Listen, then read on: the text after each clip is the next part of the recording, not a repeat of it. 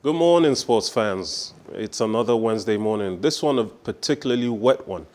I'm your host, Makal Tinubu. Welcome to Plus Sports on Plus TV Africa. I have with me this morning Sayo, Oguntoye. Beautiful morning to you. What a wet morning today. It is. But still, through the wetness. Good morning to you. Good morning, Shayo. But through the wet, It's a wet morning this morning. of course. Through this wetness, though, we're going to warm ourselves up with some sports news. In a story about spilt milk and sour grapes, over 100,000 English fans have signed a petition on change.org requesting a rematch with Italy in the Euro 2020 final. The Three Lions succumbed to penalties after 1-1 draw at Wembley on Sunday evening. After Luke Shaw scored after just 2 minutes into the first half, the English team failed to hold on to their lead and created less scoring opportunities than the Italians. Yet, that has not stopped English fans from calling for a replay.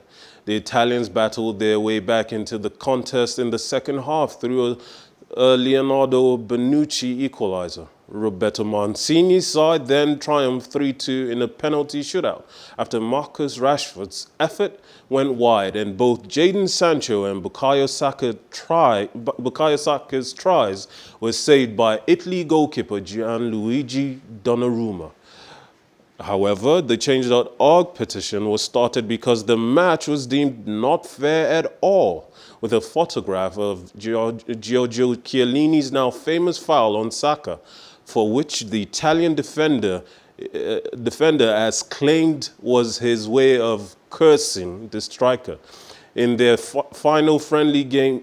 Now, Shayo, it seems to me that these fans are just sour. What do you think? Very disappointed. I'm very disappointed with the English fans as to how they have handled matters prior to the final and even after the final itself. I think football should be seen as a game where you win or you lose. It's not a do or die affair. And I think the FIFA now or UEFA should come out with heavy sanctions on the England fans. For example, the game between England and Denmark, where Kane was taking a penalty, a laser was actually placed in the eye of Kasper Schmeichel. It doesn't speak well. How could you do that? And at the end, you play the final. So you were expecting at all costs you must win the final. I don't think it's a good one for the English fans, and I think England should pay dearly for this. Obviously, it's a vocal minority, as often is when it comes to things like this. However, it could be said that particular foul by Giorgio Chiellini was very crucial in keeping England from striking a deadly goal against their opponents and potentially winning the match. Well, football is a game of contact, and it's also a game where fouls are committed and are allowed. And that is why the referee uses his discretion to give yellow cards, red cards, as the case may be. So I don't think England fans should cry foul for that because the referee was in charge of that game. In fact, the officiating was very okay. So Chiellini doing what he has to do best. He has been there 7 years ago. He lost the final, and he will not want to lose this one. And that was why he did what he did. He knows Saka going there would have, weakened the Italian defense while he was at the back. So he had to do what he did. He got the card and then he moved on. I think Italy deserves to win the title right from day one. They deserve it. All right. Well, days just after being tagged giant killers, the Tigers failed to win against Australia, Shire. They fell truly in an outstanding loss to Australia. What do you think?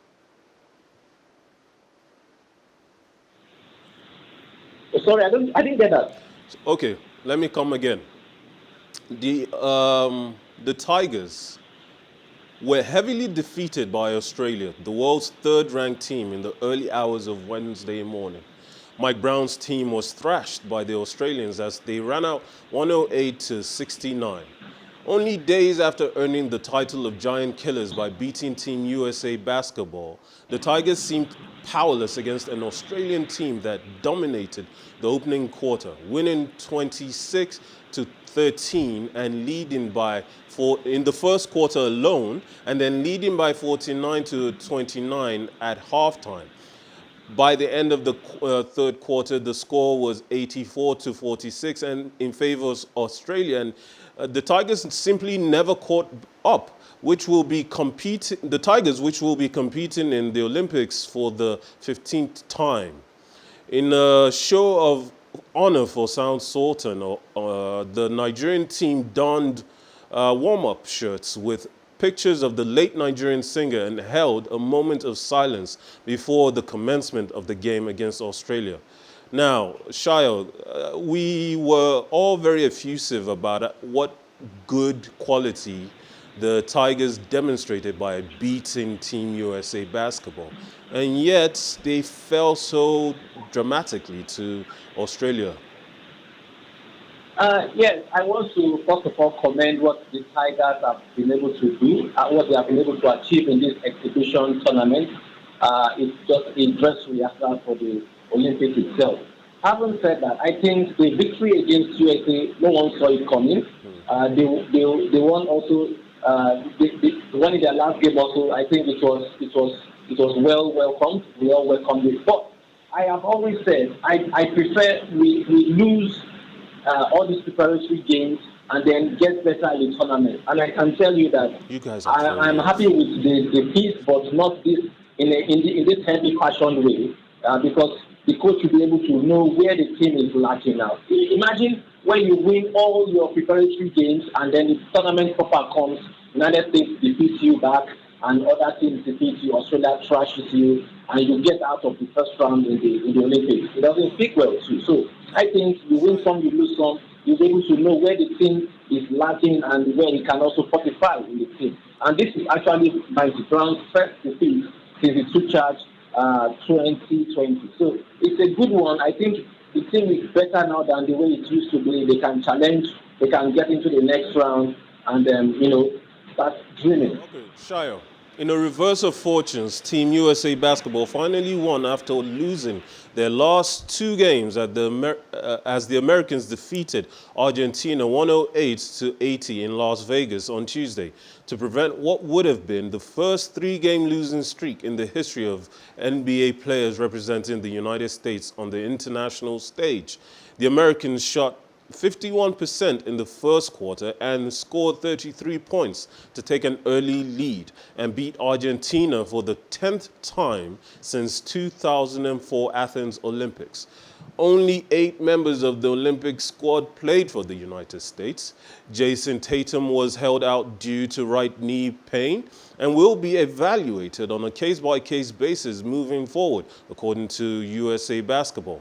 Due to the NBA Finals, the Americans will be missing Chris Middleton, Drew Holiday, and Devin Booker until at least this weekend.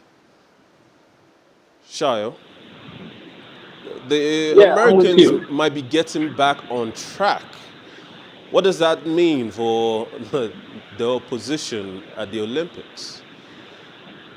Well, when it comes to basketball, United States is a very, very big powerhouse in the game. And I think we all expected the United States not to have lost to Nigeria, not to have also lost to Australia that defeated Nigeria. I haven't said that. I think they had to come back strong. They had to win something, and they defeated Argentina in this one by 108 to 80 points. It was massive. Players came to the party like Bradley Beal, Kevin Durant, and even Nigerian Bam Adebayo also came to the party, scoring points for them. And I think they are just experimenting because United States is in a phase where they are rebuilding now because some players are getting out of the phase, some are coming in. So it's a rebuilding process. So we don't also expect much from them like the way we used to. But I still think the likes of Australia, the likes of Serbia, United States themselves, and possibly Lithuania can actually spring surprises at the Olympics proper itself. Well, on to something more local. The inaugural Ijebu Heritage International Half Marathon is set to welcome over 40 international runners who are expected to arrive in Nigeria today, including Kenyans, Ugandans, and Azerbaijanis ahead of Saturday's race. On Saturday, July 17th, the Ijebu Heritage Half Marathon will take place, followed by the Abeokuta City 100-kilometer race on November 13th, and the Remo Value Jet IAU African Championship on December 14th, 2021. According to the organizers, Kenyan Bernard Sang, who won the Istanbul marathon in 2020, is among the international races expected in Ijebu Ode today. Others include Kenyans Houssem Cheche Kiplimo, Ronzas Lokitam Kilimo, Eliud Mewangi, Sami Nyokaye, John Mariu Ri Mburi, William Aponsa, Titsu Kipruto, Kibiel Go, and Paul Koche. Ezekiel Chepkorom of Uganda, who is a personal best of 1 hour, 1 minute and 46 seconds, and Dest Fitsun Weldu of Azerbaijan are also both on the list. Now, Sayo, this provides an incredible opportunity and adds to the value of racing in Ogun State. Is this kind of regularity of international races visiting Nigeria for such important events that will ultimately help prepare them for competitions at international level really will it bring the kind of prestige and hopefully development in Ogun State? Yes, I want to agree with that. First of all, continuity is key. I don't want this competition to start now and maybe end after 2 or 3 years. It should be continued, and I think I love the aspect here. Foreign athletes are coming in, athletes from Uganda, athletes from Kenya, athletes from Azerbaijan. They're coming in to also teach our athletes how to, how to make success in this marathon race. Because if you look at it, the East Africans are the best when it comes to marathon race in Africa. And when they are coming, that means they are coming to get all the gold. So sometimes these athletes themselves, the Nigerian athletes now, they need the experience. And this is what the Kenyans can give to them. Because when you have the experience, then you are one step ahead of when you're not having the experience. So I think it's a welcome development. Therefore, that's the Ogun State government, Adapo Abiodun, has also done well to let this come up. But I think it should be continued. It should be continued. Shayo. Interestingly enough, these countries are the ones who usually do well at marathons. Is it simply in the genes, or is there some form of preparation that they are doing that we are not? Yes, I want to say that. Yes, because you see, each country has its own sports where they are focused on. Like in the United States now, the United States focus more on basketball. In India, it's cricket. So for Kenya now, it's not even football. It is the marathon. You understand? And our own main sport here in Nigeria is football. So they actually focus more on this sport, and that's why they are coming out tops. And not surprisingly, too, Super Eagles will play against the Harambee Stars of Kenya and will defeat them. But when it comes to the marathon, we are always coming second or third, as the case may be. They are coming first and second. So it depends on what you are focusing on now. Well, I guess that means whatever you know how to do it well. Absolutely. Now we move on to a bit of transfer speculation. Most of it is just rumors until the players sign on the dotted line. However, Paris and Germany have reportedly increased their interest in Manchester United player Paul Pogba by contacting his representation. With less than a year left on his current deal, the France international's future is a major topic of discussion. If new terms cannot be reached, United may be obliged to sell the ex-Juventus star this summer. PSG is one of the many clubs associated with Pogba, despite the fact that they were previously deterred from making a move for the Frenchman due to United's £150 million valuation. It's currently thought that a third of that money would be enough to entice him to sign. Now, Pogba has made no secret that he has not had the best of time at United. Yet United have always seemed to demonstrate a willingness and even an appetite to keep him. Do you think he finally will leave this summer? Well, for Pogba leaving this summer, I think to United fans, it will be a bittersweet story to hear. Because why do I say it's a bittersweet story? Because if you look at Pogba now, Pogba, his best start was during the Mourinho era.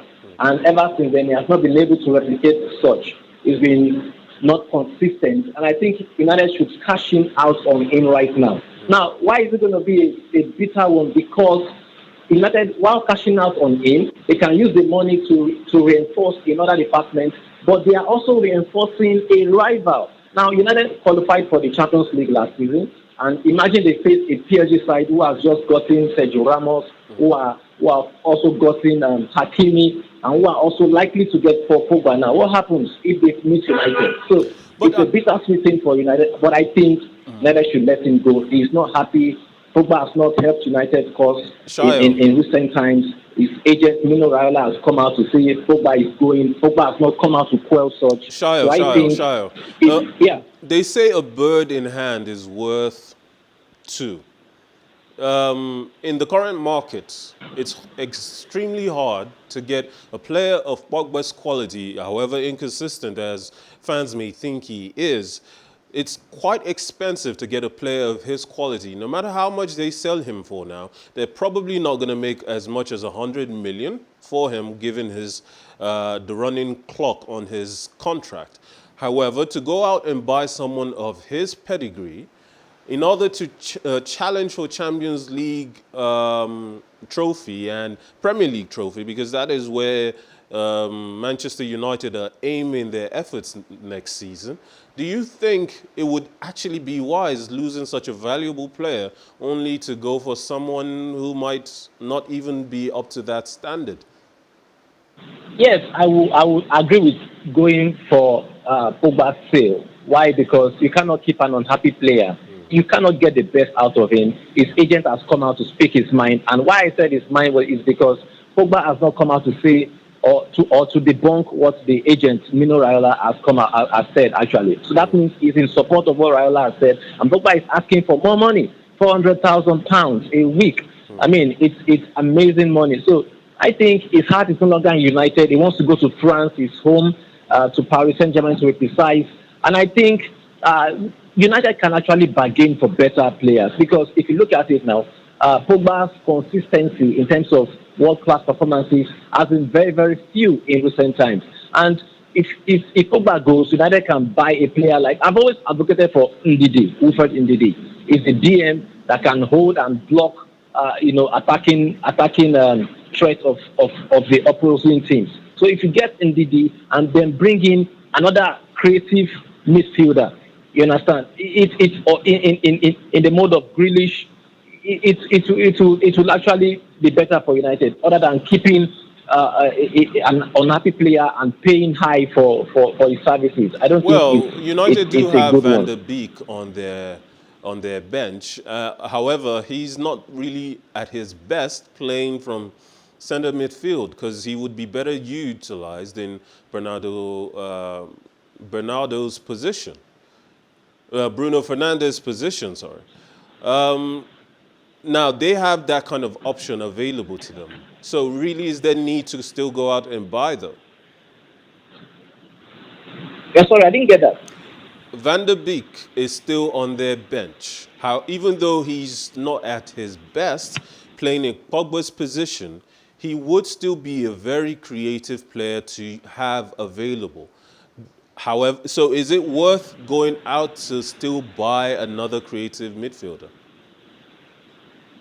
Yes, if you look at the quality of players in the EPL, in the Champions League, yes, I think United should should just go for the best, and they can get the best. Once the money is available, yes, United can get the best. They should get the best because if you look at it now, sometimes games are won from the bench. Now, what happens when a Bruno Fernandes or Pogba is injured?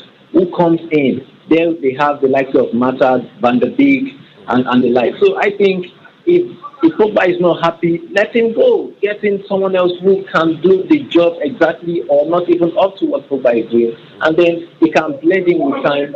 With time also, he'll be able to become a better player. All right. Following a decrease in the asking price for midfielder Houssem Aouar, Arsenal is said to have made an offer to League One side Lyon for the versatile attacker who can play centrally or in the wing. Aouar might cost the Gunners less than a third of the £54 million sum expected in 2020, with Lyon's inability to qualify for the Champions League next season thought to have influenced the price decline. Before the start of the 2020-2021 season, the 23-year-old had been widely connected with a move to the Emirates. Lyon reportedly turned down two separate bids of £31 million and £34.5 million from the North London club in September, according to reports in France. The Gunners have reportedly now made a new offer for the midfielder, whose current contract with the French club expires in 2023, but expected to face competition that from La Liga winners Atletico Madrid and League One heavyweights Paris Saint-Germain for the France international signature. Lyon, who finished fourth last season, are said to be looking for between £17 million and £21 million for Aouar. This would be a terrific buy for Arsenal if they can complete it. However, this player would be shifting from one failed Champions League qualifying team to another. What's the point? I think he's more likely to go to Atletico Madrid or Paris Saint-Germain. What do you think? Yes, actually, for Houssem Aouar, if he goes to Arsenal, it's a good one for Arsenal. It's a good deal because he's a quality player, very creative. He can play from the wings and also from the middle. But a bad one for him, so because Lyon were contesting for the title, for the League One title last season, though it actually fell to someone else. But Arsenal has not been contesting for the Premier League title in quite a while now. So it's really not a good one for him. And I think he should go to other places where he can be able to, fight for shirts, contest for titles like Atletico Madrid. Arsenal have been pushing on many fronts for a lot of players this season. Is the level of appetite being shown by them simply a demonstration of their intent for next season? If they can get a player like Aouar on the books, would it really boost their opportunity and possibility of them actually winning or challenging at the very least for Premier League glory next season? Well, if Aouar goes to Arsenal, there is only one thing sure. That means Aouar would retire from playing Champions League football. Because look at what happened to Thomas Partey of Ghana too. He's a mainstay in Europe. We know what he can do. He can play right back, defensive midfield. All of a sudden, he left Atletico Madrid.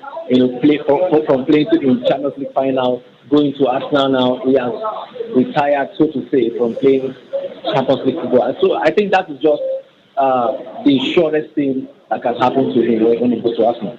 Now, in an addition, Crystal Palace's new manager, Patrick Vieira, is interested in Nketiah from Arsenal. The lad is young, but has had many opportunities to demonstrate his quality.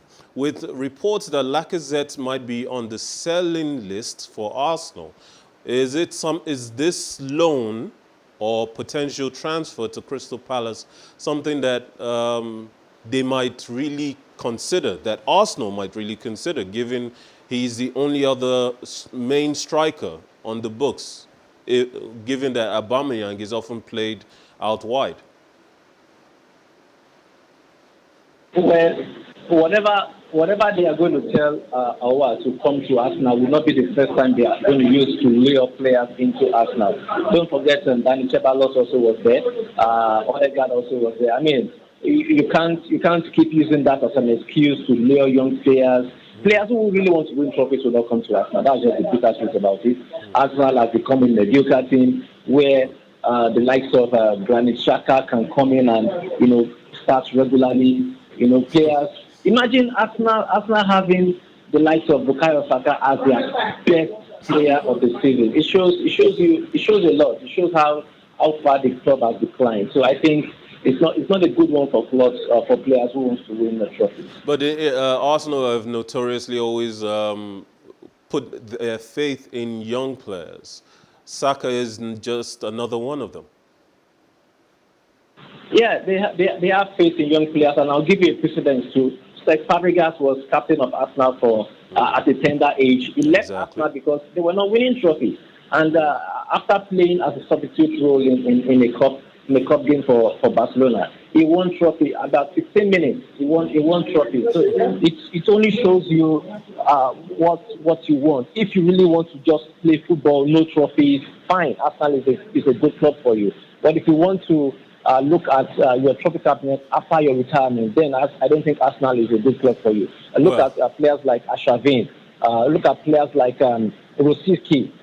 These are classical players. What did they win in their lifetime? I don't think they won anything of recognition. So I think he should talk to himself. Let his agent talk to him. Let him be advised better on his next destination. Well, Sayo, I think we both know where you stand, so let's leave it here. Thank you for joining us on Plus Sports on PlusTvAfrica, Sayo. Always a pleasure. Always a pleasure. Always a pleasure. Thank you.